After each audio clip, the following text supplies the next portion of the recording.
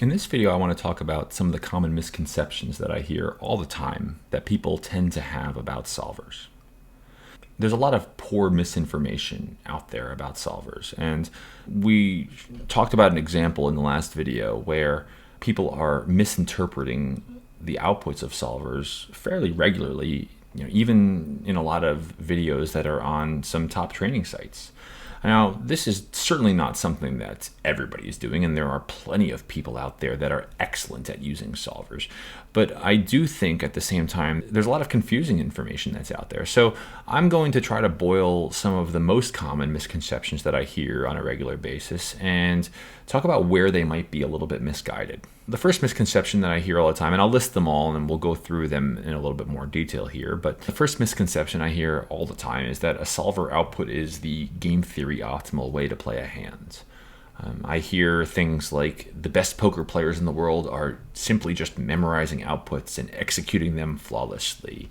And that's the main reason why solvers are killing the game of poker. People are emailing me on a regular basis with study plans of how they're trying to memorize solver outputs because that's going to be the best way that they should be playing any given hand. I hear a lot about how solvers are useless for low and mid stakes players because the player pool isn't necessarily playing GTO poker. While high level players should be using solvers, the players who are playing lower stakes shouldn't necessarily be using solvers because it's not necessarily going to be applicable to their games. And then finally, I'll hear this last point of within a solver, if we start seeing mixing, if a hand combination mixes between multiple strategic actions, it really doesn't matter what action you can take. So you can just start doing whatever you really want within your range construction. And again, I think all of these are misconceptions, and we'll touch each of these one by one throughout the course of this video. We'll start with the first one here, that a solver output is the game theory optimal or GTO way to play a hand. As I've demonstrated already, the solver output is just an approximation for the equilibrium based on a specific set of input parameters that we've entered. And those input parameters are based on our own assumptions, which are flawed.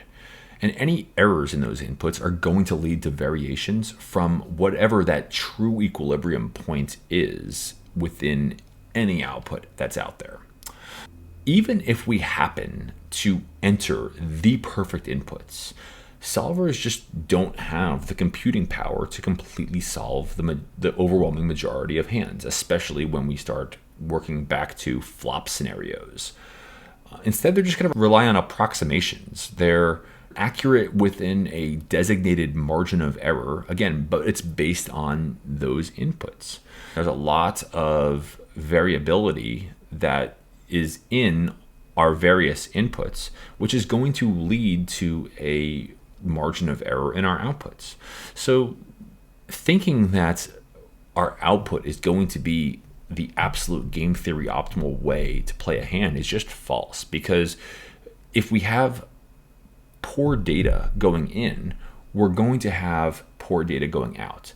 And even if the data that we have going in is fairly good, it's not going to be 100% perfect. We are never going to reach the true game theory optimal outputs because our inputs are not going to be 100% perfect. So the solver is not the game theory optimal way to play a given hand. The solver outputs that we have today, we're just not going to get to a game theory optimal outputs based on the technology that we have today because we just can't get those inputs correct.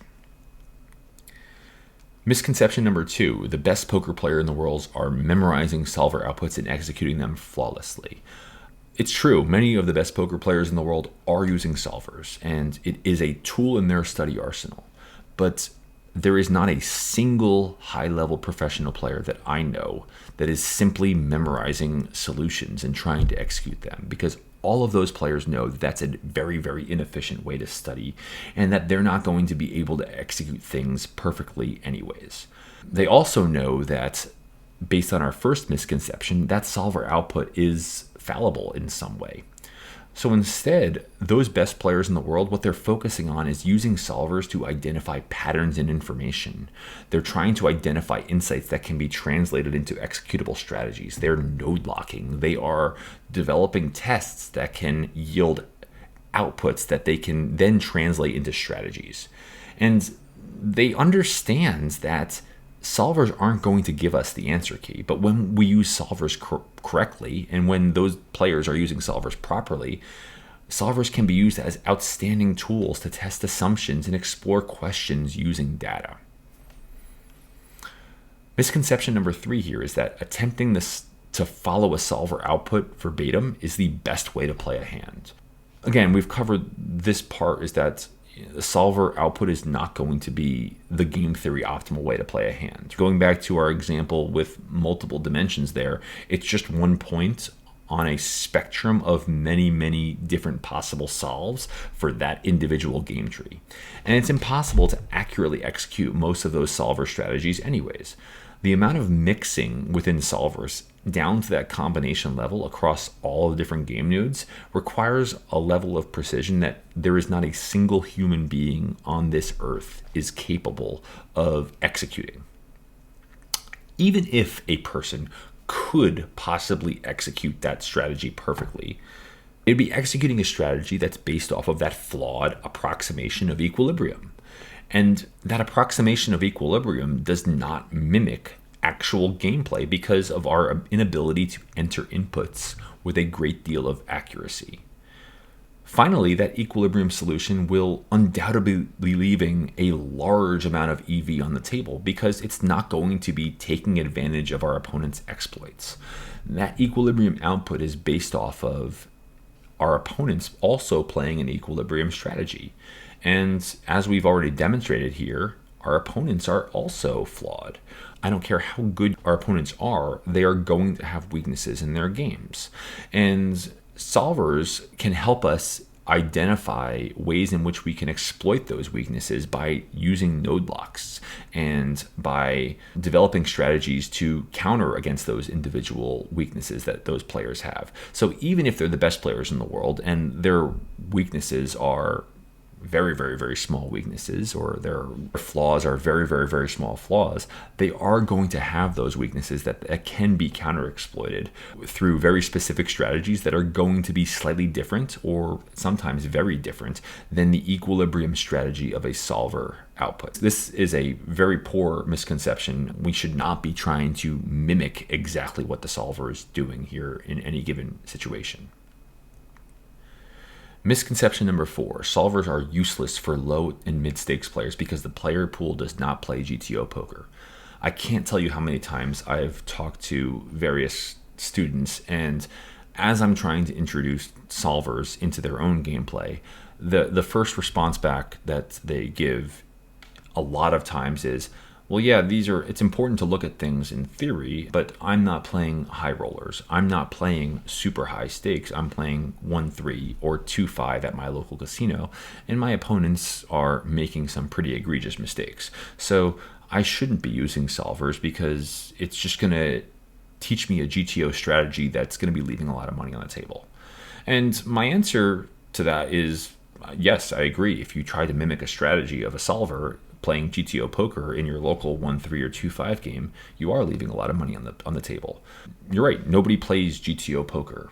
While high-level players do execute strategies that resemble GTO better than anyone at that 1-3 or 2-5 level would be doing so, every single person is exploitable.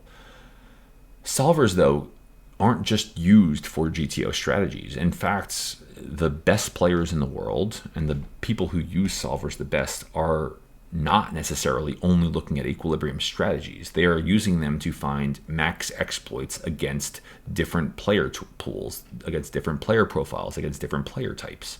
And that's where the power of solvers lie. They can be utilized to find those max exploits against any player pool through node locking and other tactics that we'll cover in this course.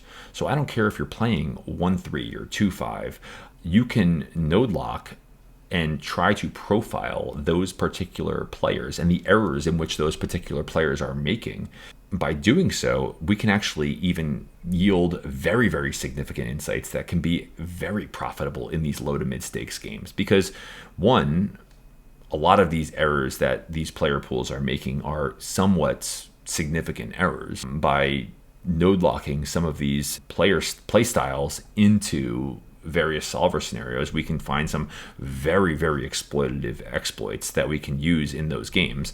But also because a lot of these player pools won't understand what it is that you're even doing to exploit them, and they won't adjust. So using solvers in these games can actually yield very, very, very profitable strategies that can help you start crushing 1-3 games or 2-5 games, which can ultimately help you move up to higher stakes quicker. And then finally, the last misconception is that if a hand combination mixes between multiple strategic actions in a solver, it doesn't necessarily matter which action you take. This is a bit of a tricky one because a lot of times within solvers, you'll see that a solver will take multiple actions and the EVs of those multiple actions are the same. It's natural to think that, well, because the EV of those multiple actions are the same, I can do either of them, and it doesn't necessarily matter what I do. And to some degree, that is somewhat true. However, this is only in context of the overall composition of the entire range. And if that overall composition of the range changes, the overall calculations and the EV will change. For example, if every single combination in my range is a mix between a bet and a check, but I choose to bet 100% of everything, the overall composition of my range will change. And now, as a result of that, my opponent counter response to my actions will change a little bit too. So the EVs will ultimately change as a result of my overall frequencies changing for the entire range of hands that I have. It also is the case that future actions end up blending into the overall expectation value. So by taking one line over another with a hand in a mix, ranges in future streets might become somewhat imbalanced and lead to an expectation value loss. So I tend to think here that a more important concept to follow in this case here is that it can be helpful in range construction practice to group hands at that similar class level, those suited Broadway hands like Queen Jack suited, Jack 10 suited, Queen 10 suited, and try to do similar things with those groups of hands while at the same time keeping overall macro level frequencies constant, but choosing pure strategies at the combination level. So if a solver is mixing every single combination in a range, but at the same time betting 50% of the range and checking 50% of the range, finding 50% of the combinations to check and 50% of the combinations to bet through some sort of logical deduction or hand class aggregation is a good way of keeping those macro level frequencies constant while at the same time simplifying things for you at that individual micro hand or combination level. Now that we've gone through some of those misconceptions, I hope that we've cleared up some of them for you as we jump into the rest of the course. We're going to wrap this module up with a couple more videos, and in the next video, I'm going to start introducing and exploring some of the possible ways in which we can use solvers for various study projects. I mentioned at the top of this module that you can use solvers to answer just about anything, and I'll start introducing some of those things that you can use them for in a framework within the next video. So I'll see you there.